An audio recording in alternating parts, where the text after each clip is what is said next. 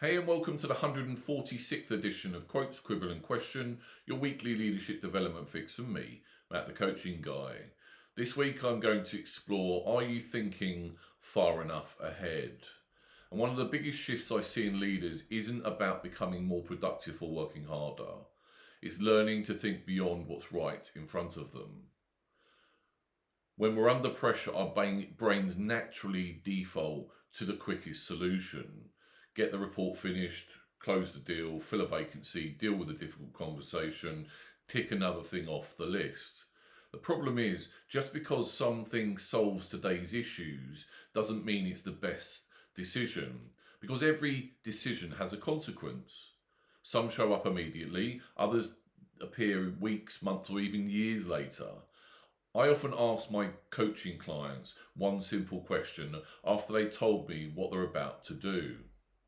And then what? And then I ask again, okay, and then what? It's amazing how quickly their thinking changes. Suddenly there's no longer solving today's problem. They're thinking about what happens next, then what happens next after that.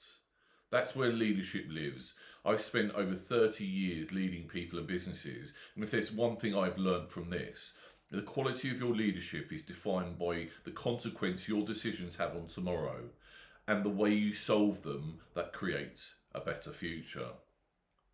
So here's a couple of examples for you. A new client comes along, they want to work with you, the revenue would be helpful, and if you're honest, cash flow could do with a bit of a boost. But something doesn't feel right. They've already shown signs of being demanding. They question everything. They've got the reputation of being difficult, and deep down, you know it probably won't be a great fit. The easy decision is to say yes. The money lands in the bank, cash flow improves, and everybody breathes a sigh of relief. And then ask yourself, and then what? Your team spent hours dealing with complaints and unrealistic expectations. Other clients receive less attention because one consumes so much time. Morale starts to dip, stress levels rise, and suddenly that piece of revenue isn't looking quite so valuable. The first order consequence is improved cash flow. The second order consequence could be an exhausted team, unhappy customers, a business distracted by serving the client it really wants to attract. And sometimes the most profitable decision isn't the one that brings in the next sale, it's the one that protects the future of your business. Or here's another example. Take a business that's growing through a tough period. Sales are slow, cash flow is tighter than you would hope, and pressure is starting to build. The conversations in the boardroom quickly turn to cost cutting. Marketing and advertising are often the ones that are first budgets that people call for reductions on because they provide immediate savings. On the surface, it feels like the right decision. You've reduced your outgoings and bought yourself a little bit more breathing space. But then ask yourself, and then what?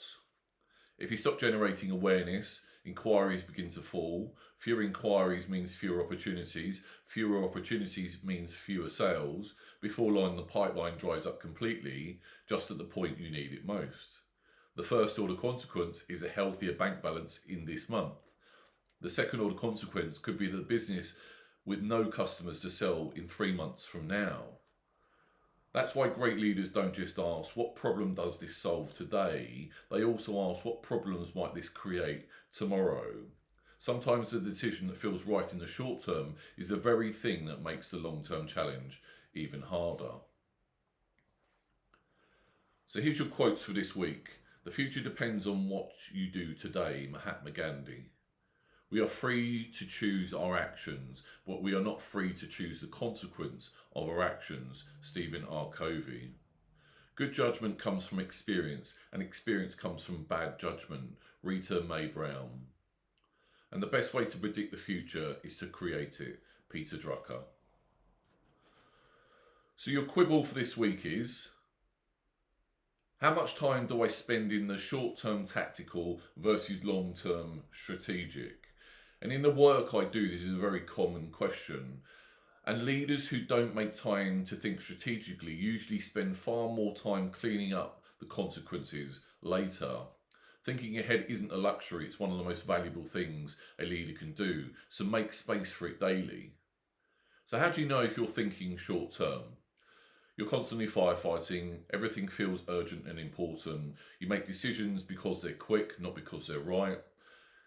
You keep solving the same problem over and over again, and you rely on your team for all of the answers, and you finish every week exhausted but wonder what you've actually done to move things forward, and you measure success by how busy you are instead of the impact you're creating. If that's you, don't beat yourself up. It's just about thinking differently. So how do you start thinking further ahead? Before making the next important decision, slow down and ask, what happens next? And then ask, what happens after that? And keep going until you see today's decision is likely to take you. Another habit I love is this. Imagine you're looking back 12 months from now. Would your future self thank you for the decision you're making right now, or would they wish you'd paused for another 5 minutes? And remember this, don't just fix the problem, fix the root cause of the problem that keeps showing up.